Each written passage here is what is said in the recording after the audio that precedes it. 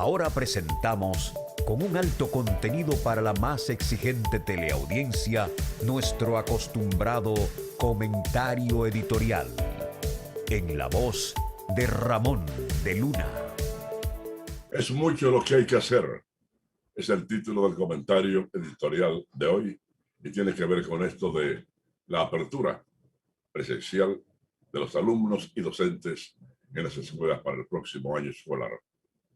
Y dice así: los planes de volver a la educación presencial van a ser tomados por el ministerio correspondiente, pero auguramos que será una tarea de mucho trabajo.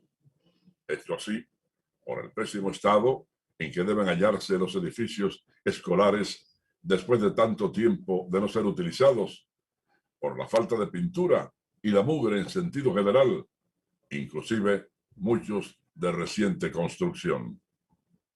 Ya se ha publicado que 466 no tienen energía eléctrica y más de 3.000 no cuentan con internet, método indispensable en los nuevos tiempos, pues proporciona a docentes y alumnos contar con tan revolucionario instrumento. Habrá que realizar una intensa campaña de higienización por la pandemia con la que se lucha permanentemente para erradicarla, una labor también titánica, imprescindible en las actuales circunstancias.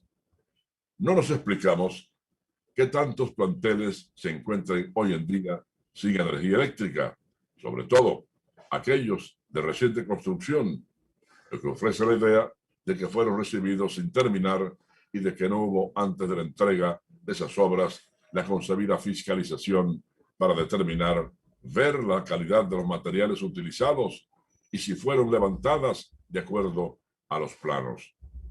Tenemos entendido que es el Ministerio de Obras Públicas quien tiene la obligación de realizar la inspección periódica cuando la obra se halla en construcción, pues así se evita que a los inspectores les metan gato por liebre, algo muy usual en nuestro querido país, donde muchos ingenieros han logrado acumular grandes fortunas, algunas veces en contubernio con los mismos inspectores.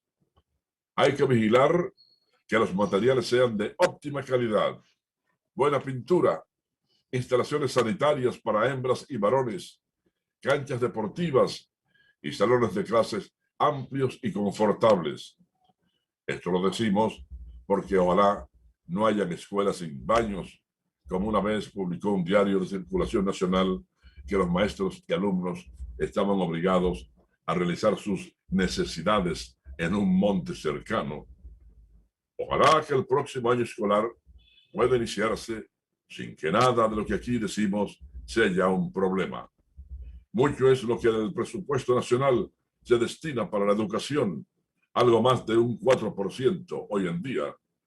Muchos fueron los edificios escolares construidos en terrenos inapropiados y entregados a algunos sin terminar, a pesar de que ya se le había pagado al construir el dinero acordado al mismo encargado de hacerlo. Ojalá se hayan tomado las previsiones del lugar para que nada de eso vuelva a ocurrir. Este fue nuestro comentario editorial en la voz de Ramón de Luna. Esta información viene de Copenhague.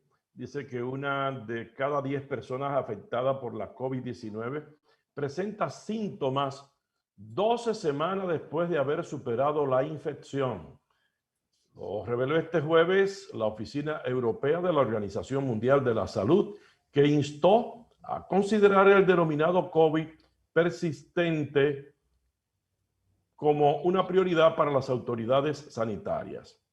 Según un informe sobre COVID de larga duración presentado por el Observatorio Europeo de Sistemas y Políticas de Salud, alrededor de una cuarta parte de los enfermos continúan teniendo síntomas un mes después, una condición que incluye desde dolor muscular y en el pecho a fatiga, problemas de respiración y lagunas mentales. La probabilidad de padecer COVID persistente no parece estar asociada con la severidad de la infección inicial y algunos grupos están aparentemente más dispuestos a sufrirla, como los trabajadores sanitarios y las mujeres, según el informe. Se trata de una enfermedad que puede tener un impacto enorme en la vida de la gente. Muchos son incapaces de volver a trabajar o tener una vida social.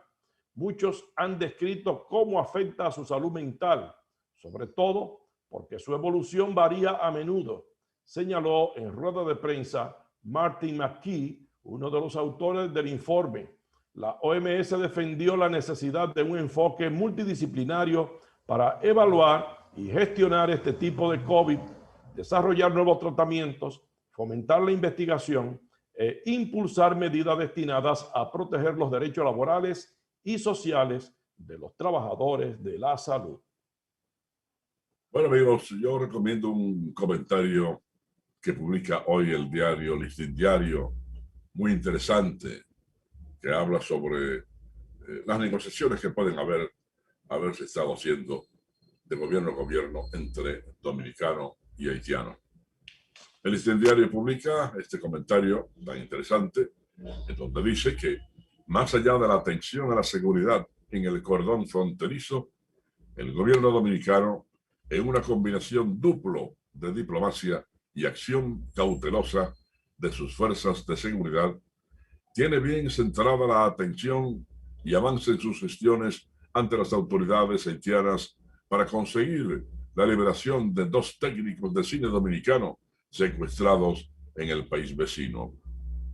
La colaboración bilateral para estos y otros casos da señales de buen camino, porque también el gobierno de Haití, en medio de este secuestro, ha solicitado a la República Dominicana la extradición del exalcalde de Puerto Príncipe, Ralph Yuri Chebri, quien es opositor y fue relacionado ayer por las autoridades de su país con bandas armadas en una combinación duplo de diplomacia y acción cautelosa también de sus fuerzas de seguridad.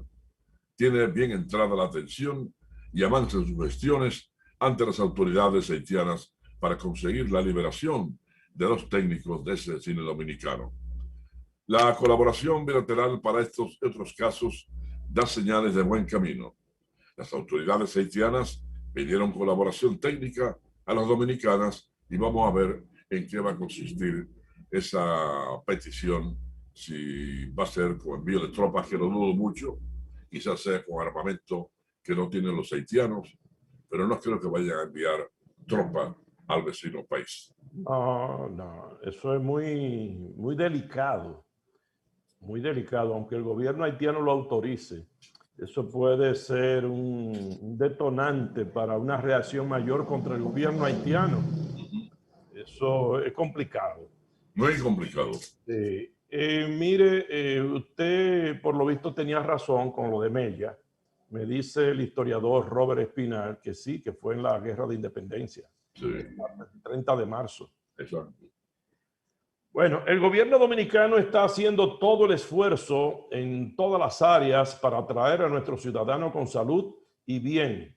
Estamos trabajando mucho en eso y estamos muy interesados y pendientes a todo, declaró este jueves el ministro de Defensa, Carlos Luciano Díaz Morfa.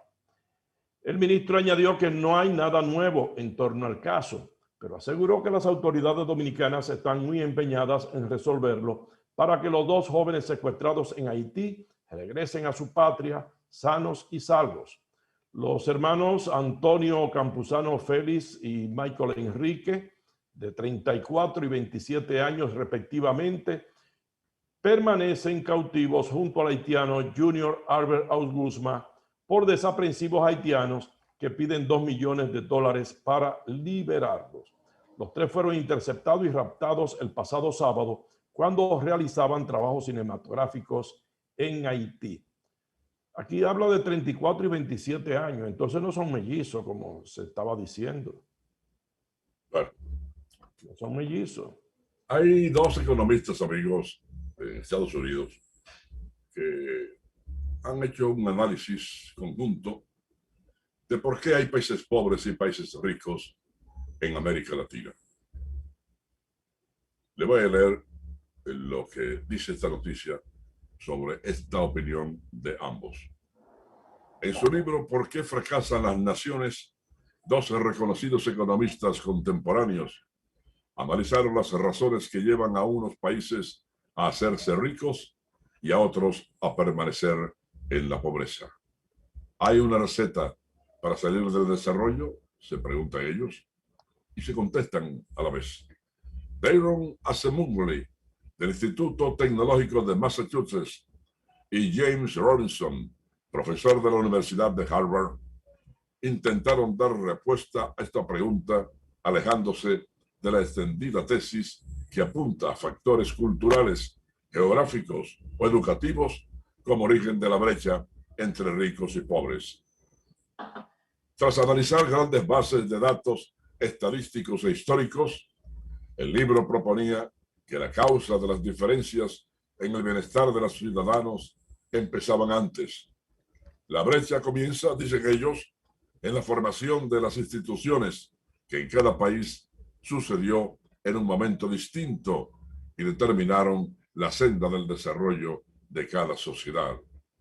Varios ganadores del Premio Nobel de Economía vieron en este libro un renovado enfoque para un viejo problema de los economistas: la desigualdad. Ahora, en su nueva obra, El pasillo estrecho, los autores acuden de nuevo a los datos y la historia para responder por qué algunos países logran conquistar la libertad y la democracia, mientras otros viven o caen en tiranías o autocracias. Dicen ellos en el libro también que aquí vinieron ya conquistadas muchas tierras supuestos nobles de la realeza española de la península ibérica, y fueron ellos quienes se repartieron hasta donde su vista alcanzaba y más allá de donde alcanzaba la vista las tierras latinoamericanas, y cogieron las mejores tierras y así además explotaban a los indígenas que quedaban y a los propios españoles que vinieron como trabajadores, y fue ahí donde ocurrió esa pobreza de algunos y la riqueza de otros países. Bueno, esas cosas como que a veces tiene que ver también, eso aparte, eso ya fue en el periodo de la colonia, pero esas cosas son complejas. Los aspectos del desarrollo, todo depende de los momentos históricos, si se dieron situaciones que fueron aprovechadas por el liderazgo de esos países. Todo depende. Hay dictaduras que contribuyeron al desarrollo de un país y hubo otras dictaduras que fueron la clave para el atraso de ese país. Por ejemplo, veamos el caso de Paraguay. Cuando Stroessner estuvo ahí, eso era uno de los países más pobres de América Latina. Salieron de la dictadura y Paraguay está teniendo un desarrollo increíble. Así es. O sea, volviendo al caso este de esos supuestos nobles, hay que destacar, señores, que los países latinoamericanos se fueron libertando uno a uno. ¿Y quiénes libertaban? Los hijos de los propios españoles originarios. Esos fueron Bolívar. ¿De quién era hijo Bolívar? De español o de españoles. Y así los otros también, O'Higgins y demás. Sí, en todo el continente. Pero si uno ve distintos países, uno ve como razones tan diversas de la razón del desarrollo, que a veces es complicado analizar eso. Bueno, un juez de atención permanente dictó medida de arresto domiciliario y garantía económica a 4 acusados de asesinar a un taxista en La Barranquita. Vamos a escuchar ahora lo que dice el abogado de uno de los imputados. Con relación al representado que usted llevaba en este caso de esta acusación. No, con relación a eso le impusieron arresto domiciliario como medida de coerción por el hecho de... En este caso usted representa. Jean Luis Domínguez. Pero a los otros 3 también le hicieron igual. Sí, todos fueron impuestas a la medida de arresto domiciliario. El juez decidió combinar esas medidas con otras medidas como la garantía económica de $1 millón a través de compañía aseguradora y el impedimento de salida del país. Muchas gracias.